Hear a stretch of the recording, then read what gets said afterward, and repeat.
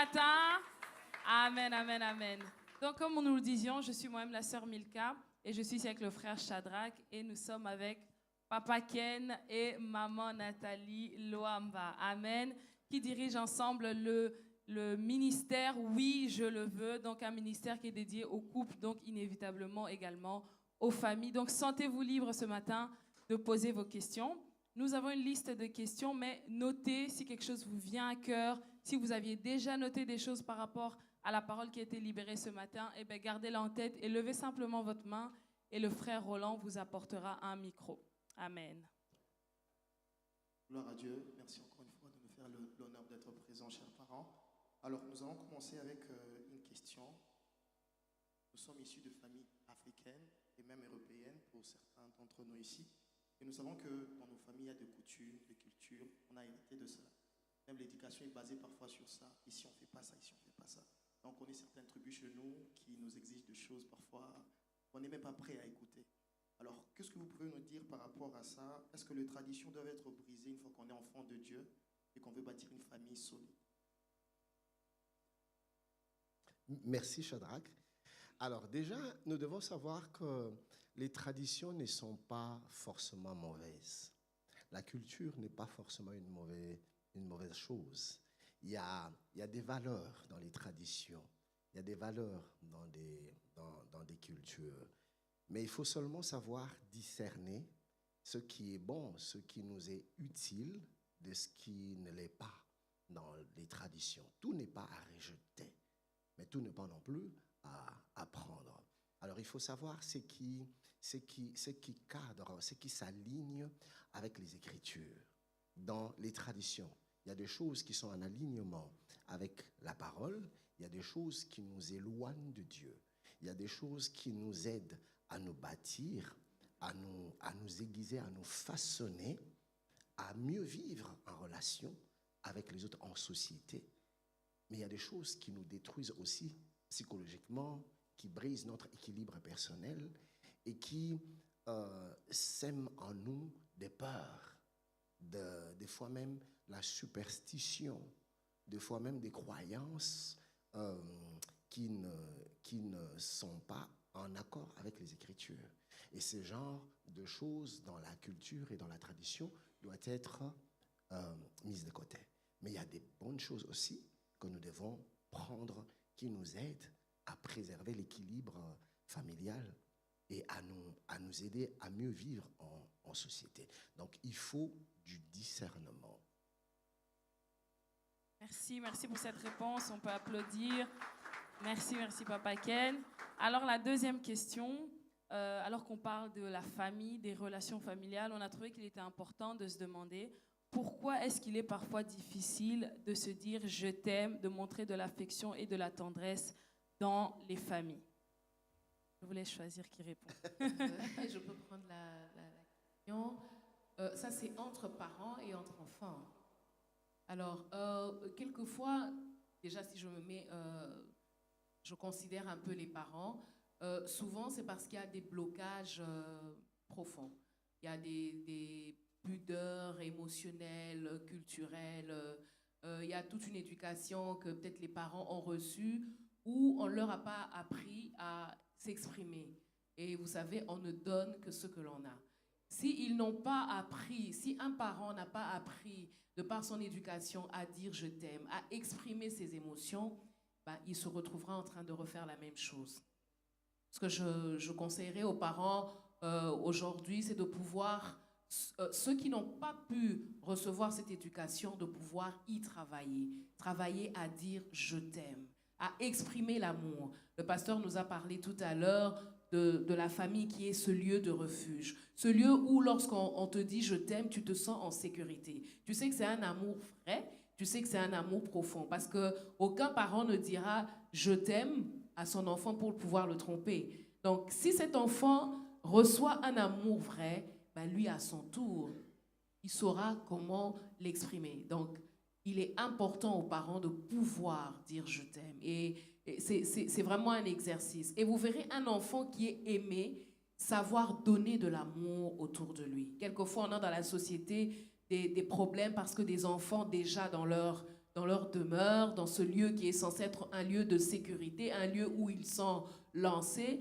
C'est des enfants qui ne savent pas, ils n'ont pas reçu l'amour et eux, par conséquent, ne savent pas en donner.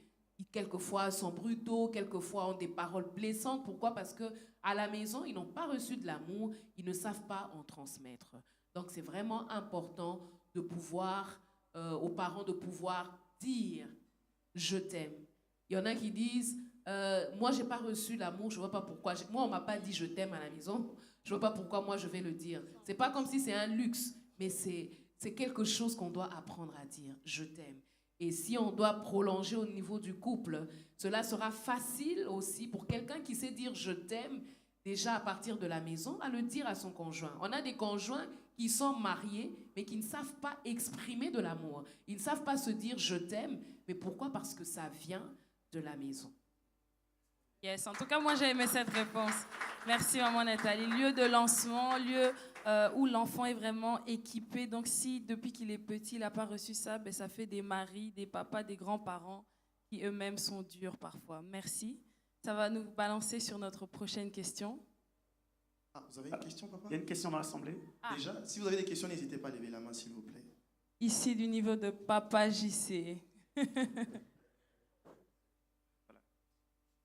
Merci. Maman, je vais juste te poser une question. Vous venez de parler de aimer. Chacun définit aimer à sa façon ou il y a une façon unique d'aimer. Parce que on a vécu l'expérience, moi, que j'ai de l'amour de mon père, c'est que il a payé pour moi les études, il m'a envoyé en Europe, il m'a acheté ceci, et c'était sa façon à lui d'exprimer son amour envers sa progéniture. Est-ce que ça suffit ou ça ne suffit pas?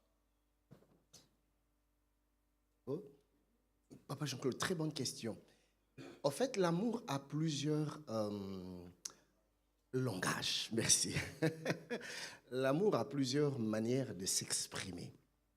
On peut exprimer de l'amour par des actes, par des gestes, par des attitudes, par des regards.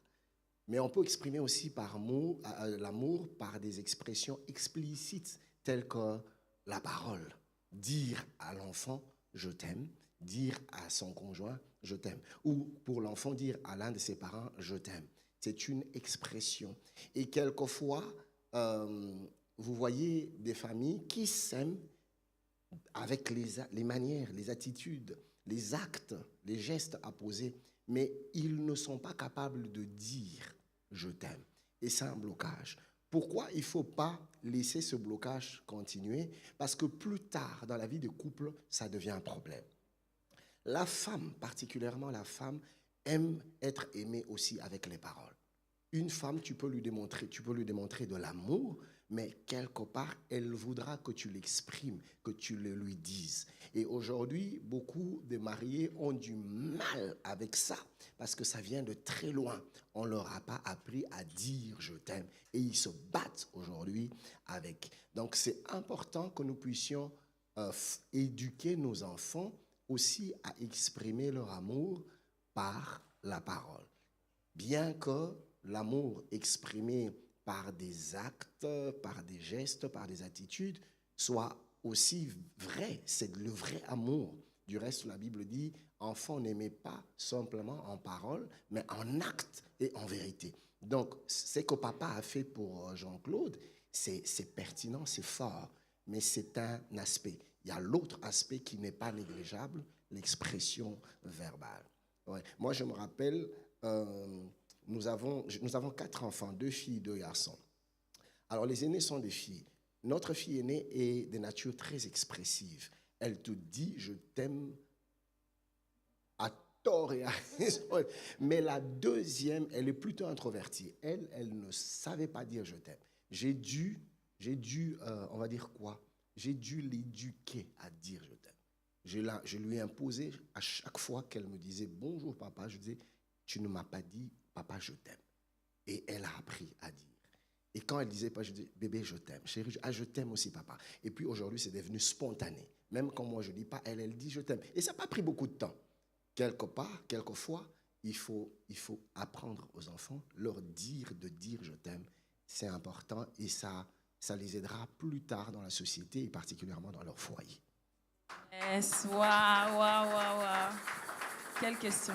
Merci, Papa Jean-Claude, pour cette question super pertinente. En tout cas, je pense que tout le monde a été édifié. Est-ce qu'on prend une autre question, frère Roland? Ah, à l'arrière.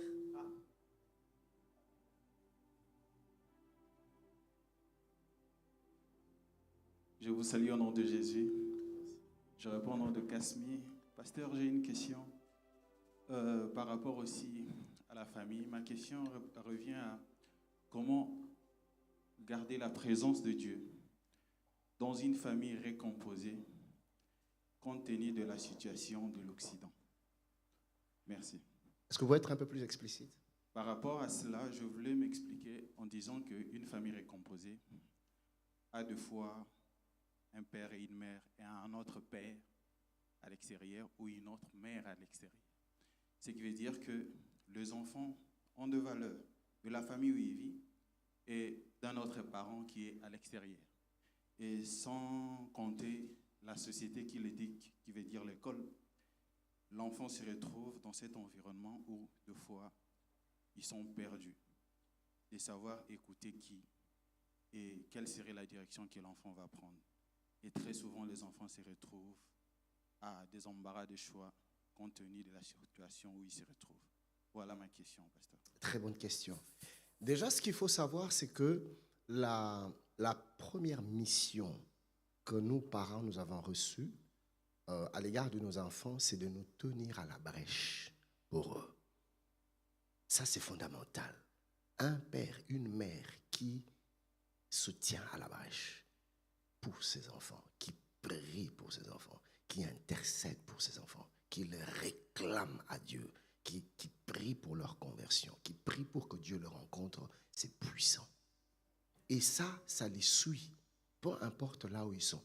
Qu'ils aillent chez l'autre parent qui peut-être ne connaît pas le Seigneur, ou qu'ils soient à l'école ou à l'université, peu importe, les prières de parents les accompagnent. Et Dieu dépêche les anges pour les protéger moralement, les protéger psychologiquement, les protéger mentalement, les protéger spirituellement, les protéger physiquement. Ils sont toujours là avec eux. Pourquoi? Parce qu'on se tient à la brèche. Et maintenant, dans un second lieu, ça devient encore plus efficace ou ça devient soutenu quand nous-mêmes, parents, à la maison, on est de modèles de vie, des modèles de communion avec Dieu, des modèles de crainte de Dieu. Ça parle plus que les mots. Les enfants savent voir, ils savent observer. Et en silence, ils apprennent. Et maintenant, quand, en plus de cela, vous avez des moments de culte où vous leur parlez de Jésus de manière claire et explicite, où vous lisez la parole avec eux, où vous priez ensemble, ces choses-là, ça ne rate jamais. Dieu agit et ses enfants sont façonnés, aiguisés, taillés spirituellement dans l'environnement familial. Gloire au Seigneur, est-ce qu'on peut acclamer cette sagesse? Papa Roland, avant que vous me donniez à une autre personne, le pasteur Mapamboli avait une question en premier aussi. D'accord. Venu de pasteur Mapamboli, ça m'effraie. Parce qu'il est du domaine. Nous avons plusieurs questions dans l'Assemblée, donc on va essayer de rester un peu dans l'Assemblée. Papa Mapamboli. Oui, merci beaucoup. Couple pastoral Luamba, j'ai une petite question, ça nous concerne nous en tant que serviteurs de Dieu. On a un problème, c'est qu'on constate que les enfants de pasteurs ont des difficultés souvent de s'accrocher aux choses de Dieu. Ils sont nés dans une famille de pasteurs, ils ont été à l'écodime, ils étaient derrière les caméras, la chorale, le protocole, tout ceci. Mais il y a un moment où ces enfants lâchent cette vie chrétienne, ils sont déçus, ou bien soit ils découvrent qu'il y a quelque chose de mieux ailleurs que la vie chrétienne. Quels sont les conseils que vous pouvez donner, aux parents, pasteurs, qui voient leurs enfants se détourner de la foi, et puis aussi quels sont les conseils que vous pouvez donner à ces enfants de pasteurs qui ont grandi dans le milieu chrétien, mais à un certain âge, ils sont ébahis de cette vie chrétienne, quoi.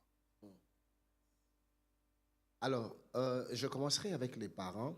Quelquefois, l'erreur que nous, serviteurs de Dieu, que nous commettons avec les enfants, un peu comme je le disais dans ma petite exhortation, c'est cette tendance à surprotéger les enfants. Nous le surprotégeons à un point où nous les coupons complètement de l'extérieur. Ils ne savent pas autre chose. Ils ne connaissent pas autre chose. Ils n'ont jamais été confrontés à d'autres choses. Et vivre comme ça pendant des années, le jour où, à cause des études, par exemple, ils doivent aller à l'université ou déménager, ils sont exposés à d'autres choses, ils sont perturbés parce qu'ils n'ont pas été préparés à ça. Petit à petit, les parents doivent apprendre à faire confiance à leurs enfants. L'enfant veut sortir avec les amis. Ne dis pas toujours non. Rassure-toi que ce sont des bonnes personnes. Vas-y, chérie. Pas comme moi j'étais un peu trop surprotectrice. Et c'était un peu le conseil que le pasteur me donnait. Donc, je t'ai dit, j'en étais où, bébé? Voilà, si les enfants peuvent sortir, il faut pas toujours dire non. C'est-à-dire qu'il ne faut pas toujours refuser aux enfants des choses. Mais évidemment, il faut les encadrer. Il faut encadrer ces sorties. Il faut encadrer les relations. Il faut avoir un œil sur l'entourage. Mais laisser l'enfant petit à petit être exposé à autre chose. Ça façonne sa foi. Ça le stabilise. Ça le rend autonome. Ça l'emmène à être capable de se battre pour sa foi seul, avec ou sans les parents. Ça, c'est un aspect. Le deuxième aspect, c'est, comme je disais tout à l'heure, la brèche. Quelquefois, nous pensons que vu que nos enfants sont à l'église, ils sont nés à l'église, ils ont grandi à l'église, ça y est, ils sont des chrétiens. Et souvent, c'est un piège. Il faut aider l'enfant à donner sa vie à Jésus. Il faut semer la parole avec lui. Ce n'est pas parce que quelqu'un travaille à l'église, joue au clavier ou conduit les cultes qu'il est forcément un enfant de Dieu. Ils sont nés dans ça. Ils ont grandi dans ça. Ils connaissent. Pour eux, ce n'est pas une expérience personnelle avec Dieu, c'est une culture familiale.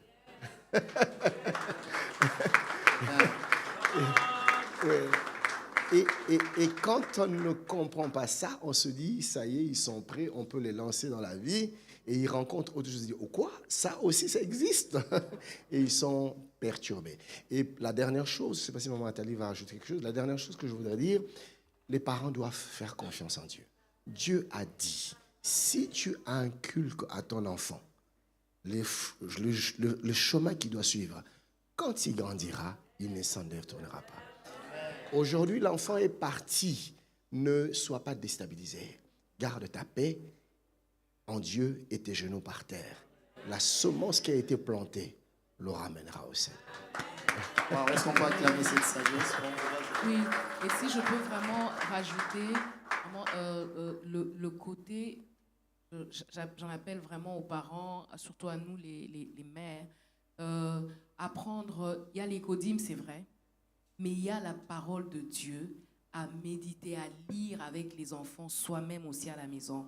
Parce que quelquefois, l'erreur des parents, surtout chrétiens, c'est non, bon, voilà, il va à l'école de dimanche, chaque dimanche, mais autant pour nous, adultes, il est important de méditer la parole chaque jour. Il faudrait apprendre aux enfants, justement, à méditer cette parole chaque jour. Et de notre expérience, par exemple, ce qu'on a fait, c'est que tout petit, mis à part l'école du dimanche, chaque matin, et quelquefois, c'est moi qui étais un peu à la carotte, là, non, au bâton plutôt. Oui, pour pouvoir dire, en tout cas, vous ne méditez pas, vous ne faites pas ceci. Il n'y a pas de sortie sans méditation. C'est vrai qu'au départ, après, les enfants prennent l'habitude, mais c'est vraiment pour leur apprendre soi-même, justement, à méditer la parole. Et lorsqu'ils se retrouvent seuls, cette semence, la parole qui est rentrée depuis qu'ils sont tout petits, justement, il y a des moments où, moi je me rappelle un peu notre fille aînée, il y a des moments où elle me dit, je l'appelle, elle me dit, non maman, là je suis en train de méditer, tu me rappelles après. C'est là toute la joie en se disant, je ne suis pas là, on n'est pas sur place avec elle, mais elle a retenu qu'il est important de pouvoir méditer. Et quelquefois, des choses devant lesquelles elle peut être tentée, ce ne sera même pas notre voix qu'elle entendra, mais ça sera la parole qu'elle entendra qui lui empêchera justement de faire telle ou telle autre chose. Amen. Papa Roland, il y a une question de l'autre côté. Voilà. La question, c'est toujours par rapport au service, couple pastoral. La question, elle est celle-ci. Est-ce que dans ce qui concerne le service, le couple doit forcément servir ensemble? Alors, on voit souvent papa pasteur. Est-ce que maman doit être automatiquement pasteur? Est-ce que maman doit être automatiquement servante aux côtés de son homme? Est-ce qu'elle doit automatiquement avoir une position, parfois dans l'église? Papa est diacre. Est-ce que automatiquement son épouse doit aussi prendre de l'avant? Qu'est-ce que la Bible dit correctement par rapport au service du couple en tant que serviteur? Est-ce que je dois forcément pousser mon épouse au service, ou elle peut avoir son propre ministère, ou ne pas servir tout court, ne pas servir tout court, se dire, voilà, moi j'ai un autre appel qui n'est pas l'appel dans l'église locale, et faire autre chose. Comment gérer ça? Comment d'abord voir la chose et comment la gérer? Telle est ma question aujourd'hui. Papa Roland, excusez-moi, pasteur, j'aimerais ajouter quelque chose à ça. Nous, on est des serviteurs de Dieu, on se marie bientôt. Elle est où? Bon, je me marie bientôt. Elle est où? Où est l'invitation? Bon, je me prépare. Alors, non, la question c'est elle est où? entre les mains de Dieu. Bon, j'espère. Et est-ce que c'est obligé pour moi qui suis appelé au ministère, par exemple, de poser forcément une servante de Dieu? J'ajoute un peu à ce que Parola a dit. Voilà. Alors, la première chose qui est fondamentale que nous devons savoir, c'est que le ministère est un appel. Le service est un appel. Et nous ne nous appelons pas au ministère, nous le recevons de Dieu. Nous recevons l'appel de Dieu. Et ça, c'est de un. De deux, nous ne sommes pas tous appelés au même service. Nous ne sommes pas tous appelés au même ministère. Comme vous le savez, il y a les 5 ministères qui sont reconnus, que Dieu donne comme de dons à l'Église: pastoral, apostolique, prophétique, évangélique et doctoral. Ça demande un appel spécifique de la part de Dieu. Et puis, il y a d'autres services à l'Église qui ne demandent pas forcément un appel spécifique. Par exemple, faire le protocole, balayer à l'Église, être à la logistique ou dans un autre domaine de l'Église. Ça ne demande pas un appel spirituel spécifique, mais ça demande quelquefois juste une disposition et certaines habiletés pour le faire, qui peuvent être des habiletés humaines. Alors, quand l'un des conjoints a un appel spécifique parmi les 5, doit-il forcément épouser une femme ou un homme aussi qui est appelé parmi les 5? Non, pas forcément. La femme peut ne pas avoir l'appel au ministère, ça ne pose aucun problème. Ça, c'est biblique, parce que quand vous lisez les Écritures, vous ne voyez aucun disciple qui travaille aux côtés de son conjoint. Aucun. Et pourtant, il faut un travail efficace. Mais quand tu as épousé une femme ou un homme qui a aussi un appel au ministère, ça serait bien de reconnaître cela et de ne pas l'étouffer, parce que l'appel est authentique et il a besoin d'être aidé pour répondre à l'appel de Dieu. Parce que souvent, la tendance, surtout chez nous les hommes, quand moi je suis appelé, j'ai du mal à reconnaître l'appel de ma femme, des fois même quand c'est authentique, et c'est un piège. Et l'autre extrême aussi, c'est certains pasteurs qui se sont sentis obligés, peut-être par la force des choses, de donner un ministère à leurs épouses, quand bien même qu'elles n'étaient pas appelées par Dieu. Et ça crée des problèmes, ça amène des problèmes. Parce que vous mettez quelqu'un dans un office où il n'a pas été équipé. Et ça crée des problèmes, des désordres, des troubles dans l'Église. Alors, Roland a dit une chose importante. Est-ce possible, il a posé une question importante. Est-ce possible d'avoir un conjoint qui n'est même pas dans le service du tout à l'Église? Là, maintenant, il y a un souci. Parce que tout enfant de Dieu doit faire quelque chose. Nous sommes tous des ouvriers dans la maison de Dieu. Comment puis-je concevoir que l'époux soit engagé dans l'église locale et que la femme aussi, étant membre de l'église locale, qu'elle ne fasse absolument rien dans l'église? Ce n'est pas normal. Ce n'est pas normal. L'église a besoin de main-d'œuvre. Trouve quelque chose parce que nous sommes appelés à servir Dieu. Tu ne peux pas être juste là, simplement venir à l'église et puis partir. L'église a besoin de toi, a besoin de ta participation. Et ça sera un soutien aux côtés de ton mari, aux côtés de ta femme. Alors pour chuter avec ta question, tu peux ne pas épouser une femme qui a un appel au ministère comme toi, mais rassure-toi que vos visions de vie sont compatibles. Parce que si toi tu as un appel au ministère et que tu épouses une femme qui n'aime pas la vie d'église, comment vas-tu rendre au ministère? Une femme qui n'est pas à l'aise avec le ministère, comment vas-tu rendre ministère? Donc, ou une femme qui a une vision complètement opposée aux choses que Dieu a semées dans ton cœur. La Bible dit 2 personnes ne peuvent marcher ensemble s'ils ne se mettent d'accord. Donc, il faudra que tu te rassures que ta future femme, si elle n'a pas un appel au ministère, ce qui n'est pas une obligation, mais au moins que son appel ou sa vision de vie soit compatible à l'appel que toi tu as reçu. D'où l'importance de parler pendant l'amitié. Ne vous pressez pas pour commencer les fiançailles. Développez une amitié. Ça vous permet de vous connaître et de discerner si vous êtes compatibles. Et plus tard dans les fiançailles, encore un autre temps d'observation pour voir si vraiment vous êtes faits l'un pour l'autre et que vos visions de vie sont compatibles pour marcher ensemble dans la destinée et dans la vie conjugale. Voilà. Merci Pasteur Ken pour cette réponse. Merci beaucoup. Alors, il y a une autre question dans la salle. Ouais, bonjour, c'est le frère Serge.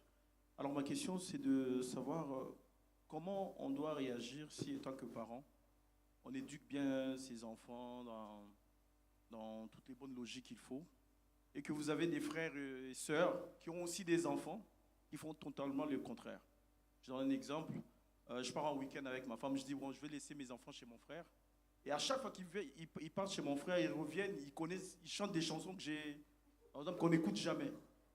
Et je me dis, mais donc, quelle est la réaction? C'est d'éviter la proximité, c'est d'en parler, c'est de parler avec les enfants. Comment on peut réagir dans cet environnement où il y a des cousins, des frères et sœurs qui ont des enfants? Je peux commencer, puis le pasteur pourra compléter. Moi, je pense qu'il est important de bien établir la base, de pouvoir bien apprendre aux enfants ce qu'ils doivent connaître. Parce qu'aujourd'hui, il n'y a pas que l'environnement familial, il y a également l'école. Les enfants vont à l'école, les enfants vont dans des crèches, les enfants vont... C'est important de pouvoir bien placer les bases. Les bases sont importantes parce que les enfants n'auront pas qu'à fréquenter des chrétiens comme eux. Il est important de bien placer les bases pour leur dire ça, on écoute, pas ça, on écoute. Voici ce qu'il faudrait répondre même aux amis qui te disent que voilà, Jésus existe ou n'existe pas. Moi, je vais te donner un peu un exemple de l'école. Une fois, notre fille aînée, je suis venue la chercher à l'école et dès qu'elle me voit, elle court. Elle dit « Heureusement que tu es arrivé plus tôt. » Parce que on avait fait un pari avec mon ami. Le parent qui arrivera plus tôt, on lui posera la question. Alors, l'enfant avait une autre éducation et une autre croyance par rapport à un sujet donné. Et elle lui disait, non, moi, les parents m'ont appris que, voilà, c'est Jésus qui sauve, je ne peux croire qu'en lui, je ne peux pas croire en quelqu'un d'autre. Et cette amie, elle avait que 8 ans, je pense, lui disait autre chose, mais lui disait des choses graves. Et lorsque je suis arrivée, comme elles avaient fait un pari, la première qui arrivera, donnera le premier parent qui arrivera donnera la vraie version. Le Seigneur a fait grâce, je suis arrivée et j'ai dû parler à cet enfant-là. Mais l'enfant a dû se défendre seul. Pourquoi? Parce que l'enfant avait déjà appris à la maison des choses qui pouvaient lui permettre déjà, dès le premier instant, de pouvoir se défendre seul. On ne sera pas toujours là à côté des enfants, mais il est important de pouvoir leur apprendre des bases importantes. Je ne sais pas, chérie, si tu as quelque chose à ajouter. Oui. Alors moi, ce que je pourrais ajouter aussi, c'est que la Bible est claire. La Bible dit, ne vous y trompez pas. Les mauvaises compagnies corrompent les bonnes mœurs. Donc, ce n'est pas parce que c'est les enfants de mes frères que je dois les laisser avec mes enfants. Ça peut être les enfants de mes frères, les enfants de ma soeur, mais si ils ne sont pas un bon environnement pour mes enfants, je ne permettrai pas à mes enfants de passer du temps avec eux. Ou à la limite, encore si moi-même je suis présent ou si ma femme est présente, on sait qu'il y a un regard, il y a un contrôle, mais je me sentirais très mal à l'aise de les laisser passer de nuit ou des heures et des heures dans un environnement où on ne craint pas le Seigneur, parce que la Bible est claire et Dieu dit « Ne vous y trompez pas ». Les mauvaises compagnies corrompent des bonnes mœurs. Donc il faut protéger les enfants, même quand ce sont les enfants qui appartiennent à la famille, quand ils ne partagent pas les mêmes valeurs que nous. La priorité, c'est d'abord la préservation de la foi de nos enfants. Voilà. Papa Roland, une autre question? Oui, nous avons encore une question. C'est encore moi. Je reviens un peu sur le service, parce que généralement, en famille, effectivement, vous avez dit qu'on ne doit pas surprotéger les enfants, on doit leur donner un cadre, mais c'est là maintenant où il y a un paradoxe. Je donne un exemple. Grâce à Dieu, on a pu avoir 5 enfants. Des 5 enfants, on a 4 garçons et une fille. Donc, c'est qui est déjà très compliqué. Moi, en tant qu'homme, j'ai acheté des bottines, des sacs de foot. J'ai emmené tous les enfants faire du foot. Au bout d'une année, 2 ans, aucun d'eux ne joue au foot. J'ai forcé, mais bon, ça n'a pas marché. Je me rends compte, quelques années après, que tous les enfants chantent. Déjà, ça pose un problème, parce que bon... non. Ça pose un problème parce que je suis à côté d'une personne qui chante et je sais la peine que c'est d'accompagner quelqu'un qui chante. Et est-ce qu'on a, en tant que parents, on peut choisir pour nos enfants? Parce que c'est ça qu'on aimerait. Parce que moi, j'ai toujours rêvé que ma fille soit médecin. Mais bon, elle veut faire autre chose. On façonne, parce que ce sont des flèches et on aimerait qu'ils atteignent un certain objectif. Mais comment savoir qu'on est dans le bon ou pas dans le bon? Est-ce qu'on va forcément accompagner dans ceux qui font, bien qu'on n'ait pas d'accord? Voilà, c'est vraiment à ce niveau-là que se situe. Effectivement, il y a un cadre. Il y a un cadre, les enfants ont une certaine base, mais aussi, chacun a ses propres vérités, sa propre expérience à vivre. Et c'est quoi les limites, en fait? C'est une très bonne question et c'est vraiment une réalité que nous vivons dans nos familles. Les parents, nous aimons les enfants et nous les aimons tellement que nous voulons les meilleures choses pour eux, les meilleurs choix, les meilleures études.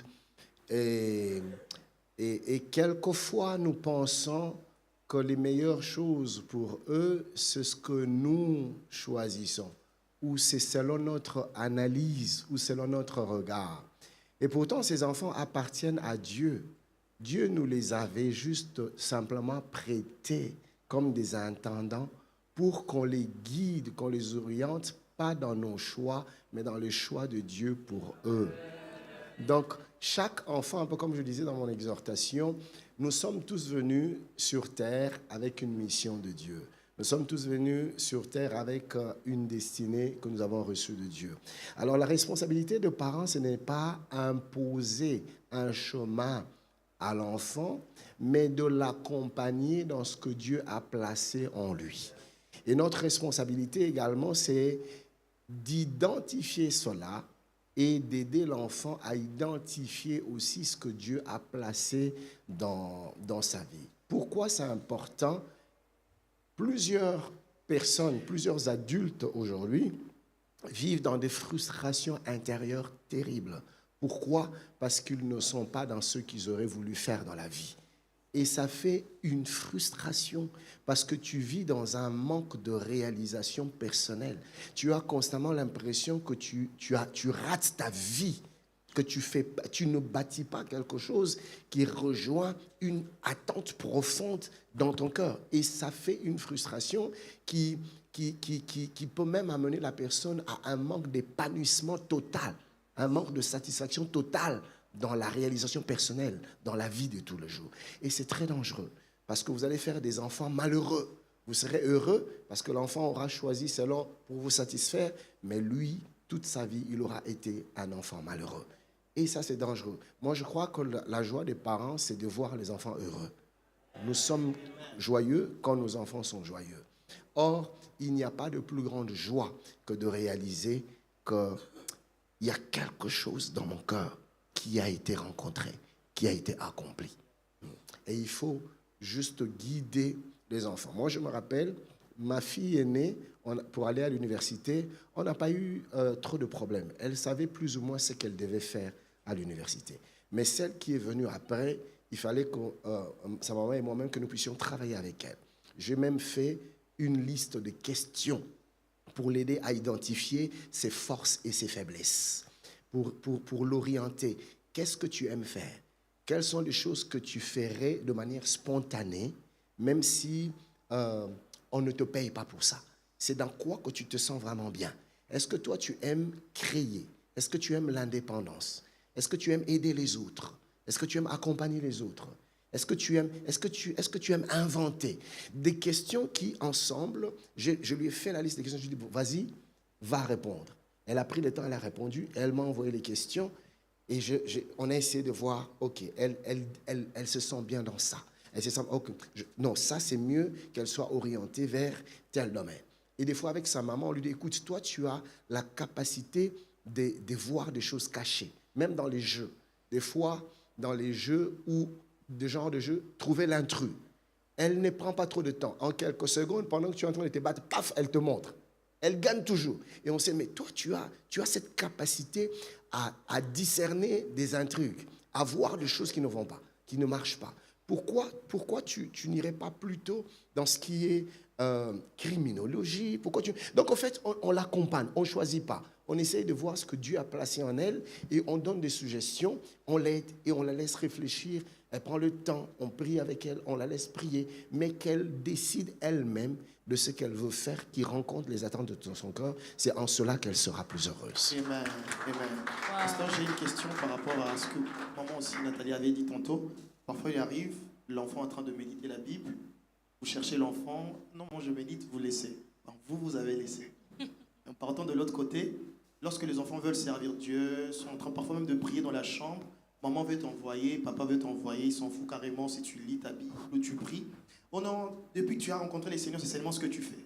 Alors, quelles sont les limites qu'un jeune peut avoir par rapport au service et aussi l'attente, bon, je peux dire les limites de parents, et comment doit faire un enfant qui a été par exemple vexé par un parent parce que pour lui on lui a dit que ta vie chrétienne, c'est pour ça que tu vis carrément et il y a de frustration à la maison. Comment gérer ça? Alors là, maintenant, il faudra apprendre à l'enfant le sens de responsabilité, mais aussi le time management. L'enfant ne devrait pas passer toute sa vie à l'église. L'enfant ne devrait pas passer toute sa vie à la jeunesse, à servir Dieu. C'est un enfant qui a besoin d'aller à l'école, il a besoin d'étudier, il a besoin d'aller faire son sport, il n'y a pas que la vie d'église. Il faut aider l'enfant avec ce qu'on appelle le management du temps, l'organisation du temps. Écoute, tu dois avoir un programme, tu dois avoir un calendrier. Tu es à l'église quel jour, de quelle heure à quelle heure? Tu es à la bibliothèque quel jour, de quelle heure à quelle heure? Tu es au sport quel jour, de quelle heure à quelle heure? L'enfant a un calendrier et vous aidez l'enfant à respecter son calendrier. Vous êtes en train de forger une personne stable et organisée pour son avenir plus tard dans la société. Il y a un temps pour tout. Il y a un temps pour l'église, il y a un temps pour méditer, il y a un temps pour prier, il y a un temps pour la bibliothèque, il y a un temps pour le sport. Et l'enfant doit doit apprendre à être organisé et à manager son temps. Amen. Les parents sont très, très enflammés par cette question. Vraiment, vraiment. En tout cas. Alors, le temps est fort avancé, bien-aimés. Nous allons encore prendre une question et puis nous allons laisser le soin au couple pastoral de prier pour clôturer ce moment parce que nous avons encore un programme tout à l'heure. Donc, si vous permettez, je sais qu'on pourrait passer toute la journée ici. Amen. Donc, il y a un temps à respecter aussi, comme l'homme de Dieu vient de le dire. Alors, on prend encore une question dans l'Assemblée, sinon, une question. Moi, j'ai une Voilà. dernière question. Tout à l'heure, on a parlé... Ah, quelqu'un a une question? Ah, ok. Question. Prenons la question.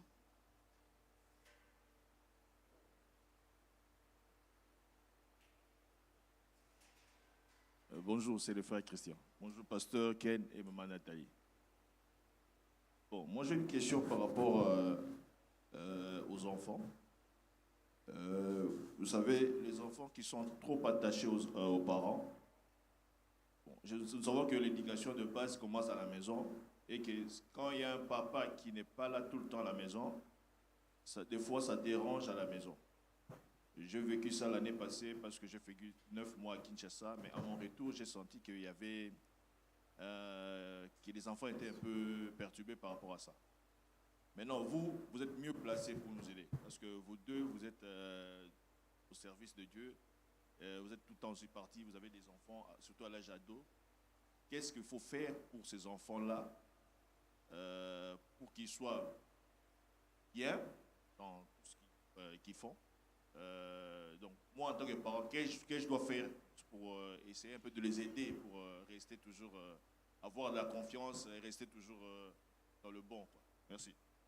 Merci, frère Christian, pour cette question. Donc, comment gérer parfois les absences des parents que les enfants ne comprennent pas toujours et gérer le retour dans cette dynamique familiale-là? Moi, je peux commencer. Je pense qu'il y a la maintenance de la relation. C'est pas toujours évident, mais il faudrait trouver des astuces, des moyens pour pouvoir rester, maintenir le contact. Parce que quelquefois, c'est vrai, voyager, oui, mais est-ce que ça nous empêche de garder le contact? Aujourd'hui, nous avons les téléphones, par la grâce de Dieu. Bon, c'est vrai que on dit aux enfants ne pas trop en faire mauvais usage, mais ça, justement, c'est des moyens, c'est un moyen par lequel on peut passer pour maintenir le contact. On n'est pas là, on peut appeler matin, midi, soir, en tout cas avoir des nouvelles, faire en sorte que les enfants sentent qu'ils sont présents, qu'ils sont près de vous, même lorsque vous êtes loin. S'intéresser, c'est comment le programme, qu'est-ce que tu as fait aujourd'hui, faire comme si on était présent même lorsqu'on est loin. Ça, c'est un peu moi, comment est-ce que je gère. Lorsqu'il m'arrive de me déplacer, ou même le pasteur, il parlera tout à l'heure, c'est vraiment ça. J'ai le programme des enfants, je peux savoir, hier j'étais au culte, j'étais en train, je ne sais pas c'est à qui que je parlais, je faisais rire, je disais, voilà, pendant que j'étais au culte, l'une de mes filles me disait à maman, pour la veiller, je lui dis, ok, d'accord, tu vas aller avec telle personne. J'organisais, il y a les anniversaires, aujourd'hui je sais combien d'anniversaires, dans combien d'anniversaires et où est-ce qu'ils vont. Donc, je sais exactement c'est quel ami. Donc, vraiment, maintenir un certain contact qui fait que même si on est loin, les enfants sentent qu'ils sont suivis et qu'ils sont pris en charge. Yes, yes. Merci, maman Nathalie. Elle est très forte dans ça. Très, très forte. Hein? De loin plus forte que moi. Tous les anniversaires. Oui, alors, faisant un peu suite à ce que maman Nathalie vient de dire, je voudrais insister sur une chose. La première, c'est de garder on va dire la relation, la communion avec les enfants. Généralement, les parents, on est tellement dans nos train-train quotidiens que nous oublions que les enfants ont besoin de nous. Quand on sait être physiquement, avoir le temps avec les enfants. Pas juste le temps pour parler de devoirs, pour parler pour blâmer, voilà, toi tu n'as pas fait ceci, mais avoir le temps juste pour rigoler, pour papoter, pour jouer. Aujourd'hui, il y a des jeux de société que nous aimons bien faire avec les enfants et en Italie. Notre jeu préféré, c'est Uno. Ce jeu crée beaucoup de problèmes. Alors, on passe 2 fois des soirées. Ça nous permet de passer du temps avec les enfants et ça nous permet aussi de connaître les enfants, et même individuellement. Et quand on n'est pas là, au téléphone, on passe du temps, tu parles avec chacun. Passe-moi celui, tu discutes avec lui. Et ou vraiment se rendre disponible pour les enfants. Et on a mis en place une discipline avec Maman Nathalie. Par année, nous avons nos moments de vacances avec les enfants. Ça, c'est précieux. Généralement, quand on m'invite à prêcher pendant cette période-là, je refuse parce que je suis avec les enfants et Maman Nathalie, quelque part, on passe du temps avec les enfants. Les enfants grandissent très vite. Très vite, ils seront à l'université, ils pourront partir, vous n'aurez plus le temps d'investir en eux. Donc, pendant ce moment où ils sont encore à votre disposition, il faut leur donner du temps, mettre en place des mécanismes, ou sinon, ça crée un vide. Et dans ce vide-là, le diable en profite pour détruire les enfants. La télé détruit les enfants, l'extérieur détruit les enfants, les tendances actuelles détruisent les enfants quand les parents sont absents. Même si, pour des raisons peut-être professionnelles ou autres, vous êtes appelés à aller loin des enfants, mais mettez en place des mécanismes pour garder contact, et un bon contact, des contacts de qualité, de moments de qualité. Ça forge les enfants, ça les garde équilibrés et ça le maintient dans le combat de la vie. Yes. Aujourd'hui, Maman Nathalie dit une chose très importante. Aujourd'hui, il y a des réseaux sociaux qui nous permettent de créer des groupes de familles où continuellement on interagit. C'est ce qu'on a fait et régulièrement, on est en contact. Même quand on est loin, mais on est en contact, on papote, on discute. Ça fait que les enfants, quand on est parti, ne sentent pas forcément notre absence. On blague avec les enfants. Quelquefois, les parents sont trop durs, ne passent pas du temps à blaguer parce qu'il y a des éducations qui font en sorte que un parent ne peut pas blaguer avec ses enfants. Ne peut pas rire. Parfois, on s'envoie des blagues. On est vraiment très interactif pour pouvoir maintenir justement cette relation-là. Et une autre chose aussi importante, c'est que les parents doivent développer des amitiés avec leurs enfants. Amen. Les enfants souffrent de la distance des parents. Les parents sont présents, mais ils sont seulement fonctionnels.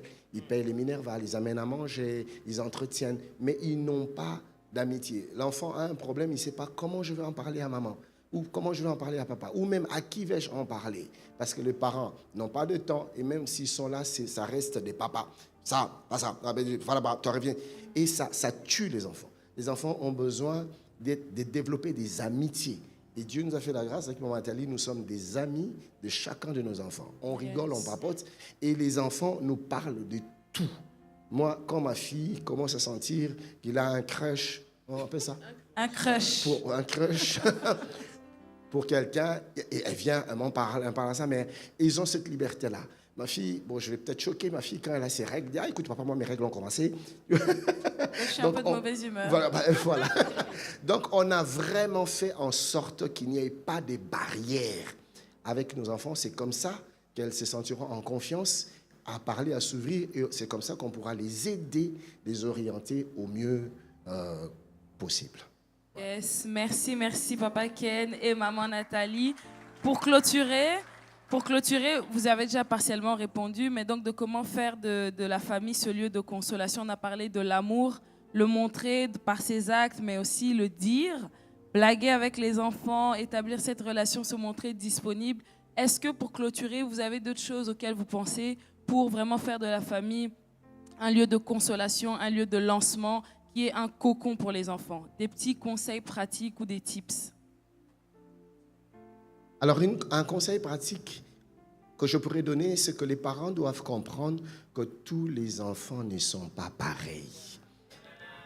Chaque enfant a, un peu comme tout à l'heure, le pasteur Guy m'avait soufflé quelque chose en parlant du langage d'amour. Chaque enfant a son langage d'amour. Tu ne peux pas aimer tous les enfants de la même manière. Chaque enfant voudrait être aimé d'une certaine manière. Chaque enfant voudrait être traité d'une certaine manière. Je donne toujours encore une fois de plus notre exemple par rapport à nos enfants. Par exemple, ma fille aînée, notre fille aînée, elle est plutôt du genre active. Et même quand elle était tout petite, elle était très mobile, beaucoup d'énergie. Et des fois, tu lui dire une chose, tu as besoin de répéter 3-4 fois pour qu'elle écoute, et même des fois, hausser un peu le ton pour qu'elle écoute. Mais sa petite sœur, par contre, elle était très posée, même jusqu'aujourd'hui. Avec elle, tu n'as pas besoin de crier. Des fois, il suffisait d'un simple regard, c'est fini, elle se met à pleurer, elle dit « Papa, sorry », elle comprend qu'elle a mal agi. Alors, avec la première, par moment, j'étais obligé d'être dur. Je ne dis pas ça. Et puis elle écoute. Mais l'autre, je n'ai pas besoin d'être dur. Maintenant, si tu appliques la même dureté, et pour l'aîné et pour la seconde, tu vas briser la seconde parce qu'elle n'en a pas besoin. Mais maintenant, si tu veux appliquer les mêmes méthodes pour la seconde avec la première, tu ne vas pas l'aider parce que c'est un langage qu'elle ne comprend pas. Donc, chaque enfant est différent. C'est notre responsabilité à nos parents d'identifier, de reconnaître les différences et d'adapter notre manière d'interagir avec chacun par rapport à ces différences. Yes. Et en parlant de et en ça, la question serait peut-être, mais est-ce que c'est juste? Est-ce que c'est correct? Et nous devons savoir, il y a une différence entre justice et équité, n'est-ce pas? Oui. Je peux ne pas crier sur elle et je crie sur l'autre. C'est pas que je suis pas juste. Je suis simplement équitable. Donc ça, c'est une notion que les parents doivent inévitablement intégrer. Sinon, on brise nos enfants inutilement parce qu'on ne comprend pas qu'on peut être juste, mais être juste avec les enfants ne veut pas dire les traiter avec les mêmes stratégies, les mêmes méthodologies. Voilà. Et pour compléter aussi, reconnaître dans chaque enfant leur différence en ce qu'il y a dans leur force, dans leur faiblesse. On a su détecter, par exemple, quelles sont les forces de chacun de nos enfants. Et on prend le temps, prendre le temps de pouvoir reconnaître. En tout cas, ma fille, ça, tu le fais très bien. Mon fils, ça, tu fais très bien. Parce que ça encourage l'enfant, ça le rend sûr. Parce que quelquefois, les enfants ont des formes de timidité ou de manque de confiance. Parce que ça vient de la famille. Là, quelquefois, les parents ont tendance à dire ce qui ne va pas. Ça, tu ne fais pas bien. Ça, tu ne dis pas bien. Ça, mais reconnaître, waouh, notre fille aînée, Ruby, ah non, ta force. Et puis, on a appris à nos enfants et ils connaissent même leur propre force. C'est-à-dire, Ruby va te dire, c'est quoi sa force? C'est quoi la force de Seraya? C'est quoi la force de Moriel? C'est quoi la force d'Iliane? On leur a fait comprendre qu'ils ne sont pas identiques. Parce qu'aucune personne n'est identique à l'autre. Alors, reconnaître, voici ta force, voici la force de l'autre, voici la force de l'autre, ça c'est très important. Donc, quelquefois, les parents briment les enfants parce qu'ils les comparent. Ne pas comparer les enfants, c'est-à-dire apprendre, voici, ça c'est ta force, et je pense que tu ferais mieux ça. Voici la force de l'autre. Ne pas prendre le temps de pouvoir comparer les enfants, parce que quelquefois, les enfants, on a tué des enfants parce qu'on les a comparés, en montrant que l'un était meilleur que l'autre. Non, ils sont différents, ils ont leurs forces, ils ont aussi leurs faiblesses, mais savoir apprécier ce qu'il y a de bon, savoir corriger dans la faiblesse, mais en leur faisant comprendre que chacun est individuel, il est particulier, et même dans l'amour, comment est-ce qu'on le lui démontre, en lui montrant, voilà, tu es comme ceci et nous t'aimons comme cela, tu es comme ceci, nous t'aimons comme cela. Quelquefois, les enfants sont brimés parce qu'on ne reconnaît pas ce qu'ils ont comme force, on les compare, et on ne les aide pas à aller de l'avant. On n'est pas ces archers qui tirent pour pouvoir les aider à atteindre leur cible. Ils ont chacun différentes cibles parce que ce sont des flèches différentes. Il faudrait comprendre que chaque enfant est une flèche différente et que la cible qu'il doit atteindre est une cible totalement différente, mais vraiment être ces archers qui savent reconnaître la différence des flèches et la différence des cibles pour pouvoir bien les tirer. Yes! Waouh. Amen, Merci au couple Luambo. On a été absolument bénis. Est-ce que quelqu'un qui a été béni peut acclamer?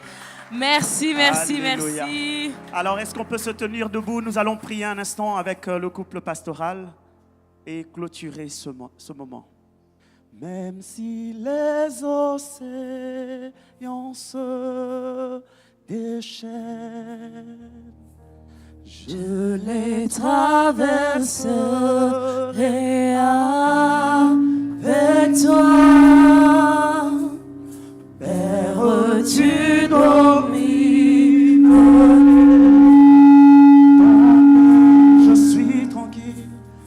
Je suis tranquille, car tu es là. Je suis tranquille, car tu es là. Seigneur, nous te rendons grâce, toi qui as permis ces instants. Ces instants combien capital, combien important, Père éternel, pour la vie d'un parent ici en ce lieu, mais également pour la vie d'un enfant qui est là. Seigneur, tu es celui qui nous instruit. Tu nous instruis pour notre bien. Et par ces moments, Seigneur, tu as voulu nous instruire. En tant que parents, tu as voulu instruire, Seigneur, les enfants, afin, Père éternel, d'aiguiser notre entendement, de raffermir notre compréhension. Seigneur, je viens prier, Seigneur, ce matin. Je viens prier ce midi, Père éternel, en demandant, Père éternel, que tu donnes la capacité nécessaire à chaque parent de bien jouer son rôle, de bien se rendre compte combien est-ce que l'avenir de ses enfants ou de son enfant est capital et entre ses mains.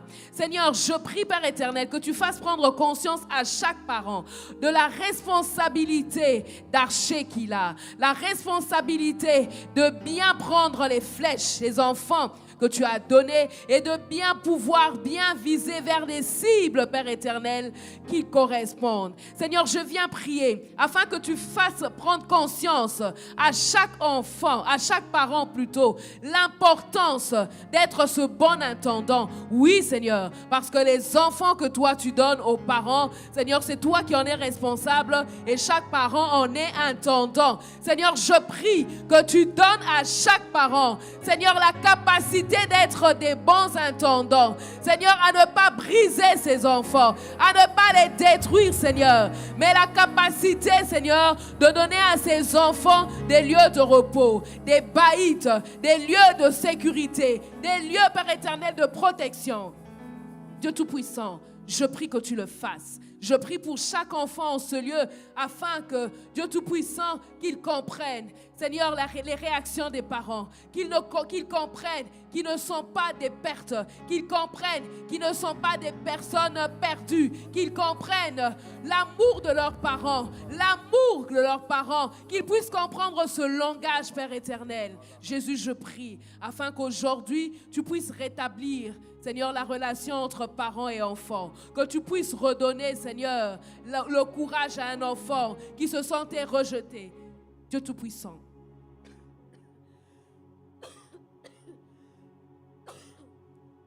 Je prie que tu prennes en charge une famille en ce lieu, dans le puissant nom de Jésus. Tendre Père, merci, oh Dieu, toi qui exauces la prière de ta servante. Seigneur, en alignement avec ce qu'elle vient de demander, je prie, oh Dieu, que tu nous donnes des familles stables. Tu as dit à ton serviteur, je te bâtirai une maison stable. Éternel, je lève ma main en ce jour et je proclame et je déclare qu'en ce lieu, toi, tu bâtiras des maisons stables dans le nom de Jésus. Éternel, nos enfants seront disciples de l'Éternel, comme nous dit ta parole. Je lève ma main, je proclame que nos enfants ne se perdront pas dans les ténèbres de ce monde au nom de Jésus. Nos enfants ne toucheront pas à la drogue, nos enfants ne toucheront pas à la pornographie, nos enfants ne toucheront pas à toutes ces dérives qui perdent le monde aujourd'hui. Je refuse cela dans le nom de Jésus. Je me lève et je m'oppose contre tout le projet, le plan du malin dans la vie de nos enfants. Au nom de Jésus, nos enfants marcheront dans la crainte de l'Éternel. Nos enfants feront notre fierté. Au nom de Jésus, Père, je prie, Jésus, que tu étendes ta bonne main sur chacun de nos enfants, que tu conduises leurs pas, que tu le sécurises. Éternel Dieu, que tu fasses germer ta parole dans leur cœur. Je prie, oh Dieu, à mes jeunes frères et jeunes sœurs qui ne sont pas encore mariés, Père, que tu guides leurs pas vers les conjoints de leur destinée. Je prie, oh Dieu, que tu éloignes tout esprit d'erreur qui pourra le conduire à faire de mauvais choix qui vont détruire leur lendemain. Je prie, oh Dieu, que tu guides leurs pas par la sagesse et le discernement de l'esprit afin qu'ils choisissent avec justesse sous l'inspiration de ton esprit, Père. Je prie pour des couples mariés. Éternel, plus de stabilité, plus d'harmonie, plus d'entente. Je prie, oh Dieu, plus de convivialité, plus d'amitié. Éternel, je prie pour plus de stabilité, plus de paix, plus de gaieté, plus de joie dans des couples, dans des foyers. Père bien-aimé, s'il te plaît, que des couples en ces lieux soient érigés comme des modèles, comme des références, comme des repères dans ce temps et dans cette génération où on ne croit plus au mariage. Je prie, s'il te plaît, papa, que tu restaures des couples à problème. Éternel, que tu restaures des couples brisés. Je prie, oh Dieu puissant, s'il te plaît, là où il y a des pleurs, éternel, des larmes, que tu amènes consolation, que tu amènes restauration. Tu as dit dans ta parole, je vous remplacerai les années qu'ont dévoré les sauterelles. Je prie pour des couples dévorés par les sauterelles, éternel, d'expérimenter la restauration divine, le relèvement divin. Père bien-aimé, s'il te plaît, fais-le et donne-nous aujourd'hui encore des conjoints heureux, des maris heureux, des épouses heureuses, des enfants heureux, des familles heureuses. Fais-le, Père, s'il te plaît. Et je prie aussi que tu nous accordes la bonne santé. Je lève ma main, je déclare, nos enfants seront en bonne santé. La maladie s'éloigne de nos maisons au nom de Jésus. Nos épouses seront en bonne santé. Nos maris seront en bonne santé. Je brise la puissance de la maladie et je libère la vie de Dieu dans chaque famille ici représentée dans le nom de Jésus.